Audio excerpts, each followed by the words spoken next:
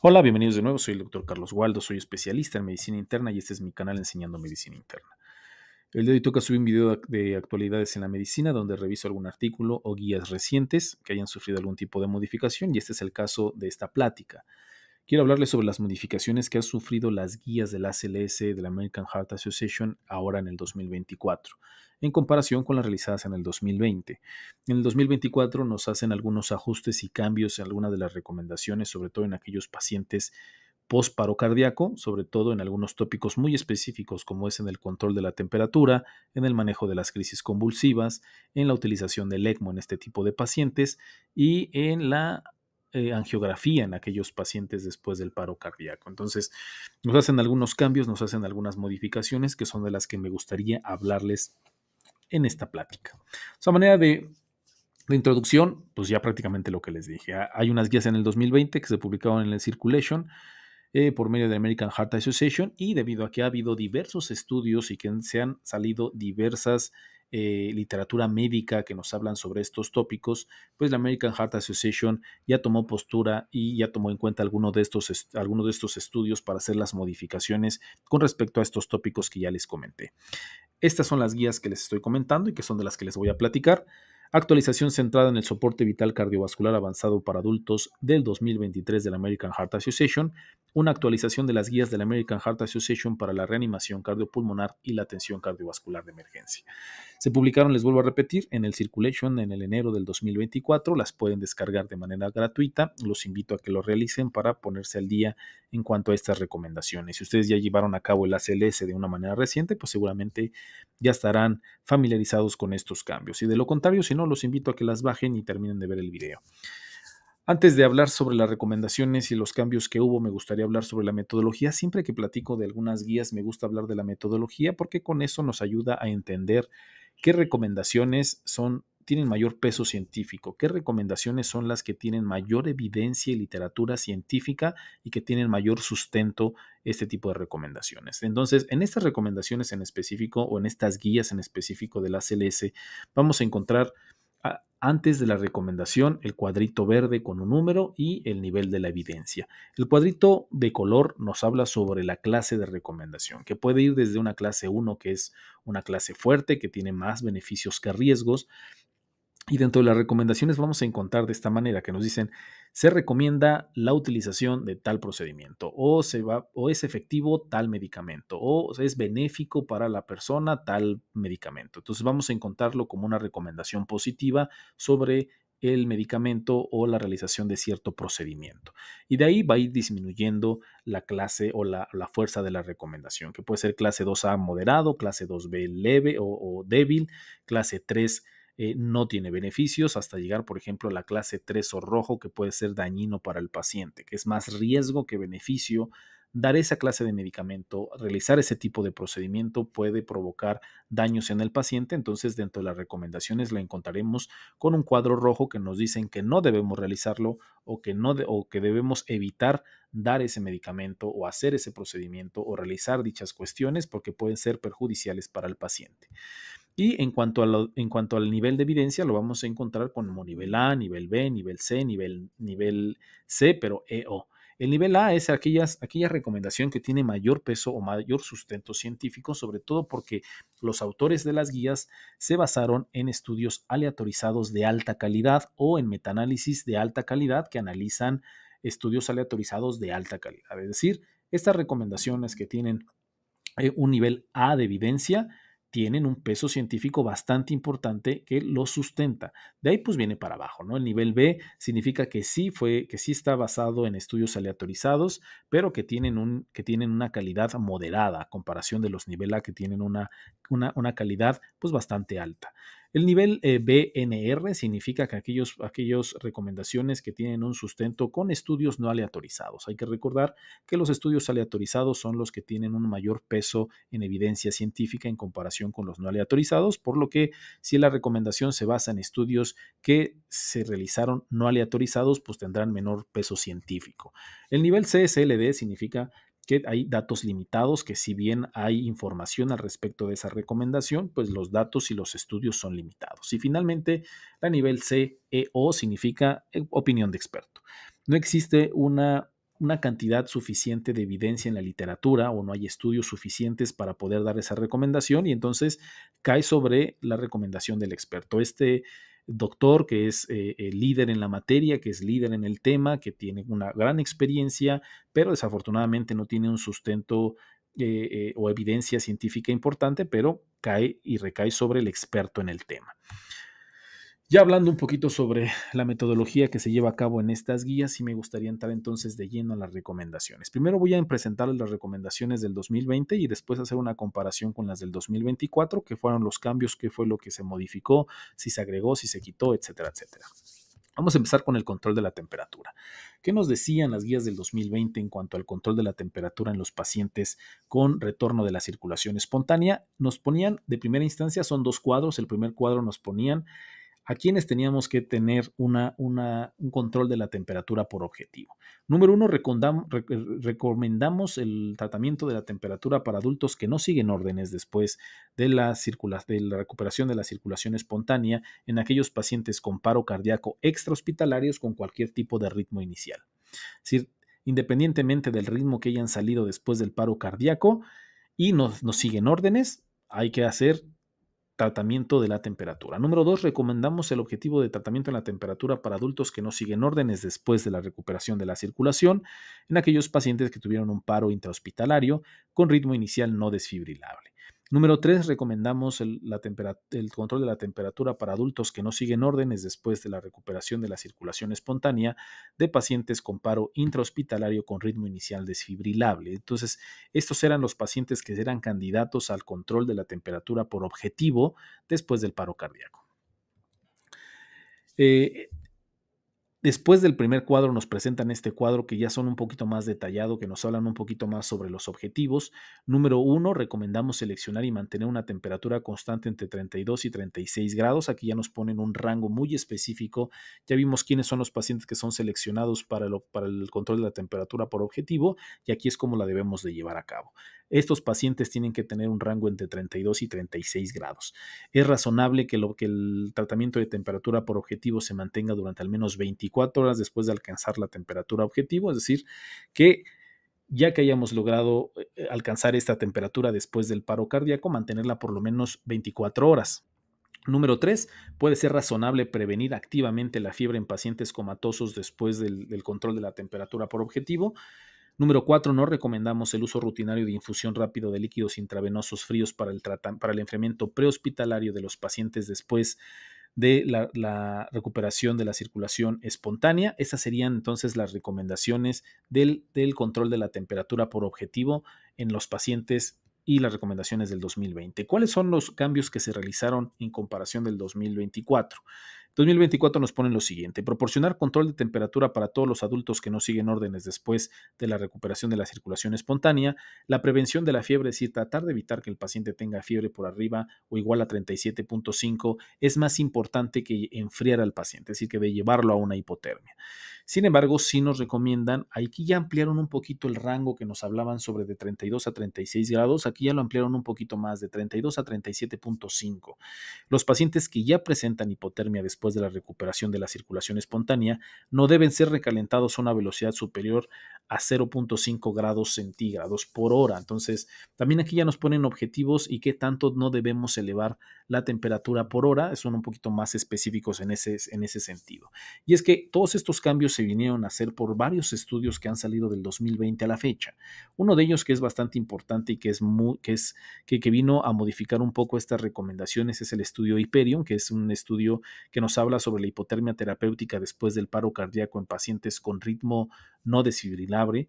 Estudios también como el TTM2, que es el objetivo de temperatura en pacientes post-paro cardíaco, el Capital Chill, que es el efecto de la hipotermia terapéutica leve versus moderado en cuanto a la mortalidad y el pronóstico neurológico en sobrevivientes con coma. En fin, hay diversos tipos de estudios que han venido a modificar esta recomendación y de ahí estos cambios que se hicieron en comparación del 2024. Comparando entonces los cambios que se hicieron del 2020 al 2024, podemos ver que el primer cuadro se redujo, lo resumieron a una sola recomendación. Estas 3 recomendaciones que nos hacían en el 2020 ya las redujeron a solamente una recomendación. Recomendamos que todos los adultos que no sigan las órdenes después de la recuperación de la circulación espontánea, independientemente de la ubicación del paro cardíaco o del ritmo presente, reciban un tratamiento que incluya una estrategia deliberada para el control de la temperatura. Y estas son las recomendaciones que prácticamente siguen intactas, siguen prácticamente igual. Podemos ver que la recomendación número 2 es prácticamente igual a la 3 del 2024. La 3 es igual a la 5 del 2024, la 4 es exactamente igual a la 8 del 2024. Pero sí desglosaron un poquito más las recomendaciones, se hicieron algunos cambios muy puntuales en cuanto al control de la temperatura por objetivo. Antes que nada, ya nos modificaron, como les había dicho, este rango de temperatura que había que mantener. Antes nos decían que de 32 a 36, ahora es de 32 a 37.5. También, y algo que hicieron, que agregaron a las recomendaciones, es que recomiendan que los hospitales desarrollen protocolos para el control de la temperatura posterior al paro cardíaco. Así como tenemos que tener preparado cuando el paciente cae en paro y tener los medicamentos y la vía aérea y la circulación y demás, también tenemos que estar preparados para el control de la temperatura después de que el paciente recupere la circulación espontánea, ya sea para evitar que el paciente tenga fiebre, para tratar de subir la temperatura si el paciente está hipotérmico y mantener este rango que nos están estableciendo en las guías actuales del 2024. Es prácticamente igual, nos dicen exactamente igual que tenemos que mantener 24 horas ese objetivo de temperatura después del paro cardíaco. Esto no se ha modificado en comparación a las guías pasadas, pero sí nos comentan que no hay evidencia suficiente para recomendar una temperatura terapéutica específica para diferentes subgrupos de pacientes con paro cardíaco. Entonces, solamente en aquellos pacientes que no tienen una respuesta después de la reanimación, después de la reanimación cardiopulmonar o recuperación de la circulación espontánea, serían los candidatos para el control de la temperatura por objetivo. También nos ponen que es prácticamente lo mismo que el paciente no tenga fiebre. Tenemos que evitar que el paciente tenga fiebre, que se eleve la temperatura por arriba de 37.5, y los pacientes con hipotermia espontánea después de la recuperación de la circulación espontánea que no responden a las órdenes verbales no deben ser recalentados de manera rutinaria, de manera activa o pasiva a una velocidad mayor de 0.5 gramos, de 0.5 grados por hora. Y es que también era una práctica común de ponerles este tipo de sábanas climatizadas para tratar de subirles la temperatura. Como no teníamos un objetivo claro en cuanto a las guías, no nos establecían un tiempo ni una determinada cantidad de grados por hora, ahorita sí lo están estableciendo y lo están dejando muy claro. El paciente con hipotermia no debe de subir más allá de 0.5 grados por hora, y eso es lo que tenemos que evitar. Y por último, pues nos comentaron que no está claro el beneficio de otras estrategias distintas a la infusión rápida de líquidos intravenosos fríos para el enfriamiento prehospitalario, y pues es prácticamente lo mismo en cuanto que no se recomienda el uso rutinario de la infusión rápida de líquidos intravenosos fríos para el enfriamiento prehospitalario. Entonces, estas son prácticamente las 4 nuevas recomendaciones que nos vienen a presentar en las guías del 2024, con el cambio completamente del rango de temperatura que tenemos que tener, y que desglosaron un poquito más en cuanto al control de la temperatura, que me parece bastante importante, sobre todo por todos los datos que estábamos teniendo del 2020 a la fecha con estos estudios que estaban saliendo en las diferentes revistas. La siguiente recomendación era el manejo de las convulsiones. ¿Qué nos dicen de las convulsiones en el 2020? ¿Qué era lo que nos comentaban los autores en este sentido? Recomendábamos el tratamiento de convulsiones clínicamente evidentes en los sobrevivientes adultos de un paro cardíaco. Número 2, recomendamos realizar e interpretar rápidamente un electroencefalograma para el diagnóstico de convulsiones en todos los pacientes comatosos después de la recuperación de la circulación espontánea. 3, se puede considerar el tratamiento de las convulsiones no convulsivas diagnosticadas solo mediante electroencefalograma. 4, se pueden considerar los mismos regímenes anticonvulsivos utilizados para el tratamiento de las convulsiones causadas por otras etiologías para las convulsiones detectadas después de un paro cardíaco. No se recomienda la profilaxis de las convulsiones en adultos que sobreviven a un paro cardíaco. Entonces, estas eran las recomendaciones que nos establecían para el manejo de las convulsiones en las guías del 2020. A manera de resumen muy general, aquí les pongo las del 2024. Y es que algo que sí nos comentan de una manera muy específica en las guías es que los pacientes después de un paro cardíaco y que han obtenido la recuperación de la circulación espontánea, hasta el 35% de los pacientes puede llegar a presentar algún tipo de alteración electroencefalográfica, que puede ser desde lo más notable, que son crisis convulsivas tónico-clónicas generalizadas, hasta alteraciones electroencefalográficas o una de las cuestiones que más comúnmente vamos a encontrar en este tipo de pacientes son mioclonías. Entonces, por eso se está empezando a hacer un poquito más énfasis en el estudio rutinario del electroencefalograma en este tipo de pacientes. Entonces, número uno, se recomienda el tratamiento de las convulsiones clínicamente evidentes en los sobrevivientes adultos de un paro cardíaco, que eso prácticamente no se modifica. Ni el número dos, se puede realizar e interpretar rápidamente una electroencefalografía para el diagnóstico de convulsiones en pacientes que no siguen las órdenes después de la recuperación espontánea de la circulación. En pacientes que alcanzan el retorno a la circulación espontánea y tienen evidencia en el electroencefalograma de ondas ictales e interictales, se puede considerar una prueba terapéutica con un medicamento anticonvulsivo no sedante. Vamos a comparar cuáles son los cambios que hubo en comparación del 2020. Aquí están en el lado izquierdo entonces las recomendaciones del 2020, en el lado derecho son las recomendaciones del 2024. Prácticamente son muy similares, se repiten muchas de las recomendaciones, como podemos ver, por ejemplo, la recomendación 1 del 2020 es igual a la 1 del 2024, la 2 igual a la 2 del 2024, la 3 es prácticamente la 4 del 2024, la 4 es la misma de la 6 del 2024 y la 5 es la misma de la 7 en el 2024. Igual que en el control de la temperatura, como que trataron de establecer algunos cambios y desglosar un poquito más las indicaciones. Estas son las dos nuevas recomendaciones que vamos a encontrar en las guías del 2024. El monitoreo del electroencefalograma de manera repetida o continua es razonable para pacientes que no siguen órdenes después de la recuperación de la circulación espontánea, es decir, no solamente realizarlo después o inmediatamente después de que el paciente recuperó la circulación espontánea o posparo cardíaco, sino que si el paciente no responde, hay que realizar electroencefalogramas de manera repetida para ver qué es lo que está sucediendo. Y la número 5 es el tratamiento, la prueba terapéutica. Antes, en el 2020, no existía la prueba terapéutica, no nos mencionaba nada acerca de la prueba terapéutica y aquí ya no lo ponen en las guías del 2024. Puede ser razonable realizar una prueba terapéutica con un medicamento anticonvulsivo no sedante en sobrevivientes adultos de un paro cardíaco con patrones de electroencefalograma en el continuo ictal-interictal. Entonces, esas son las dos cambios, esas son las dos modificaciones muy puntuales que se realizaron ahora en el 2024. En cuanto a la oxigenación por membrana extracorpórea del 2020, esta era la única recomendación que nos ponían. Esta oxigenación por membrana extracorpórea se refiere al inicio de la derivación cardiopulmonar durante la reanimación. Esto es importante, durante la reanimación de un paciente en paro cardíaco. Esto pues implica pues la coagulación de una vena y arterias grandes, el inicio de la oxigenación por membrana extracorpórea venoarterial y pues finalmente nos comentaban que el objetivo de este tipo de terapia era apoyar la perfusión de los órganos terminales mientras se abordaban las afecciones potencialmente reversibles. Y este era aquí, así como nos lo ponían en las guías, se los leo. Como pueden ver, el poder de la evidencia era 2B, no era muy importante, y tenía un nivel de evidencia C, que tenía datos limitados para poder dar una postura bien establecida.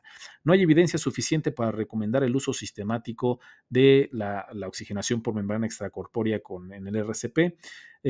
Puede considerarse en determinados pacientes con paro cardíaco en los que la causa sospechada del paro cardíaco sea potencialmente reversible durante un periodo limitado de asistencia cardiorrespiratoria mecánica. Eso era lo que nos comentaban en las guías del 2020, pues prácticamente no tenemos datos suficientes para recomendarla o no. La reanimación con ECMO es adecuada en pacientes seleccionados cuando un médico capacitado y un sistema de atención médica equipado pueden proporcionarla. Estas son las modificaciones. Esto es lo que nos dicen ya específicamente las guías del 2024 y como pueden ver, subió un poquito el nivel de evidencia. Previamente era una 2B con un nivel de evidencia C con datos limitados, ahora es una 2A con nivel de evidencia B con B y R, es decir, que ya hay análisis aleatorizados de calidad moderada, pero ya existen, ¿vale? Entonces, el uso del ECMO para pacientes con paro cardíaco refractario al ACLS estándar es razonable en pacientes seleccionados cuando se proporciona dentro de un sistema de atención adecuadamente capacitado y equipado. Habrá que ver cuáles son los pacientes que son mejor beneficiados, pero la verdad es que en la mayoría de las instituciones, y estas siendo públicas, no vamos a contar con el recurso para poder realizar esta situación. Poder realizar un RCP con un ECMO va a ser muy, muy complicado. Quizá habrá algunas instituciones que tengan la capacidad para poder realizar en la mayoría de los pacientes este tipo de procedimientos, pero hay que ser realistas. En México va a ser muy poco probable que podamos poner en práctica un RCP con ECMO en la mayoría de las instituciones. Entonces, pues bueno, ahí queda la recomendación en pacientes seleccionados que no respondan al ACLS y o sea, tienen un paro cardíaco refractario, serán candidatos, pero pues bueno, si se tiene la posibilidad y se tienen médicos capacitados y la institución lo puede realizar, pues es una de las opciones que se tienen ya en el ACLS. En cuanto a los medicamentos no vasopresores y la angiografía, la verdad es que en cuanto a los medicamentos vasopresores prácticamente está exactamente igual, pero la quise poner porque ahorita más adelante les quiero hablar un poquito acerca del uso de este tipo de fármacos, pero la verdad es que no ha habido cambios considerables en estas recomendaciones. Y en cuanto a la angiografía, aquí sí hubo algunos cambios. Estos son los del 2020, se los quiero leer. La angiografía coronaria debe realizarse de manera urgente en todos los pacientes con paro cardíaco con sospecha de causa cardíaca y elevación del segmento ST en electroencefalograma. Es decir, si el paciente tiene evidencia indiscutible de una elevación del segmento ST y tiene un problema cardíaco de base, pues necesita una angiografía después del paro cardíaco. Número 2, la angiografía coronaria de emergencia es razonable para determinados pacientes adultos, por ejemplo, inestables eléctricamente o hemodinámicamente, que están en coma después de un paro cardíaco extrahospitalario de origen cardíaco sospechoso, pero sin elevación del segmento ST. Si el paciente ya se conoce con antecedentes de problemas cardíacos y sufrió un paro cardíaco extrahospitalario, pues quizás será candidato a una angiografía coronaria de emergencia, o sea, urgente. Y pues en aquellos pacientes que pues tienen que estar inestables eléctricamente o hemodinámicamente. Y número 3, independientemente del estado mental del paciente, la angiografía coronaria es razonable en todos los pacientes que han sufrido un paro cardíaco y para quienes está indicada la angiografía coronaria. ¿Ok? Y pues en las guías del 2024, el uso de los medicamentos no vasopresores prácticamente no se modifica, como les decía, o sea, no utilizar calcio, magnesio y bicarbonato de sodio no deben de utilizarse de una manera rutinaria en la reanimación cardiopulmonar. Esto sigue sin modificarse, pero que más adelante quisiera tocar un poquito más acerca de ese punto. Y también recomienda no realizar una angiografía coronaria de emergencia de rutina en pacientes que alcanzan el retorno a la circulación espontánea, a menos que presenten un infarto de miocardio con elevación del segmento ST, choque, inestabilidad eléctrica, signos de daño cardíaco sustancial o isquemia en curso. Hay que ser un poquito más selectivos para aquellos pacientes que necesitarán una angiografía percutánea. No todos los pacientes ameritan la realización de la misma. Estos son los medicamentos que les comenté que no se deben de utilizar de manera rutinaria y estas son las recomendaciones. Prácticamente sí son las mismas. La 1, la 2, la 3 son prácticamente las mismas. Si acaso cambiarán un poquito en cuanto a la redacción, pero son prácticamente la misma información. La que cambiaría sería esta.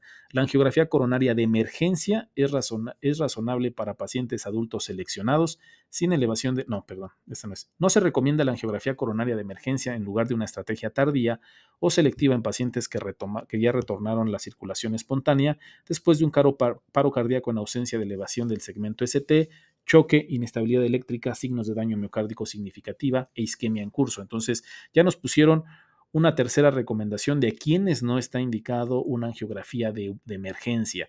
Ya nos establecieron qué pacientes son los que están candidatos a la angiografía coronaria de emergencia, pero, por ejemplo, era una práctica que era muy común. Todos aquellos pacientes que habían tenido paro cardíaco y habían tenido un ritmo desfibrilable, pues era prácticamente un hecho que prácticamente todos ellos ameritaban un procedimiento de angiografía de manera emergente. Ya nos pusieron aquí cuáles son los pacientes que solamente son los que están indicados realizar la angiografía. Entonces, vienen a hacer algunos cambios muy puntuales, sobre todo para el manejo y el tratamiento de aquellos pacientes post-paro cardíaco. ¿Qué tenemos que hacer con aquellos pacientes? Porque muchas veces los médicos en los servicios de hospitalización, de urgencias, pues le damos la reanimación cardiopulmonar, el paciente retoma la circulación espontánea y muchas veces pues no tomamos en cuenta algunos puntos que pueden ser de vital importancia, como son el manejo de la temperatura, el paciente si tiene crisis convulsivas o alteraciones del daño neurológico, eh, eh, la angiografía, en qué pacientes está indicado que nosotros realicemos una angiografía urgente o a lo mejor no urgente, pero realizar más adelante la angiografía. Son cuestiones que a veces quedan un poquito más al aire. Tenemos muy bien ya establecidos cómo es el manejo de un paciente durante el paro, qué medicamentos utilizar, cómo tenemos que dar el masaje cardíaco, cómo damos la respiración.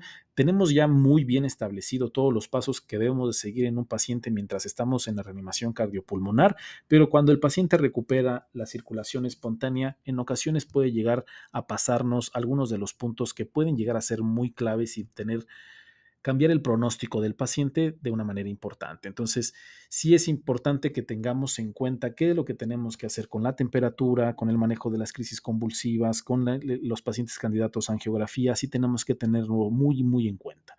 Pero sobre todo de los que nos recomiendan, lo que tenemos que también muy en cuenta lo que no nos recomiendan.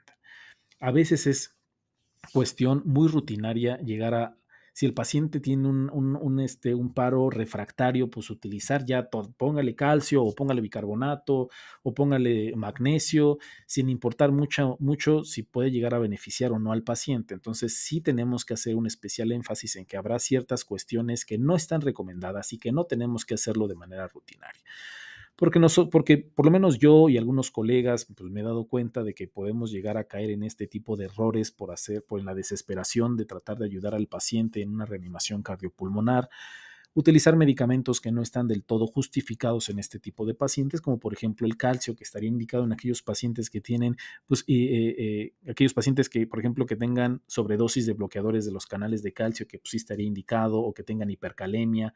Ese tipo de pacientes sí estaría indicado la utilización de algún tipo de calcio intravenoso, pero fuera de ese contexto, pues el paciente no se vería beneficiado. Entonces, pues sí hay que tomar en cuenta mucho las recomendaciones, pero también tomar muy en cuenta lo que no está recomendado y lo que debemos de evitar y lo que no tenemos que hacer de una manera rutinaria. Y pues nada, eso sería todo. La verdad es que me pareció bastante interesante los ajustes que nos realizaron en el ACLS, sobre todo, y es de vital importancia para los médicos que estamos en el ámbito hospitalario y que nos enfrentamos el día a día con aquellos pacientes con paro cardíaco y la reanimación cardiovascular y estamos más familiarizados con el ACLS. Entonces, pues nada, espero que haya sido de su ayuda, que sea de su agrado. Por favor, déjenme un comentario, denme like, denme follow. Me ayuda mucho a crecer a mi canal y para poder yo seguir haciendo esta clase de videos informativos y de actualización médica. Que tengan un bonito día y una excelente, excelente semana.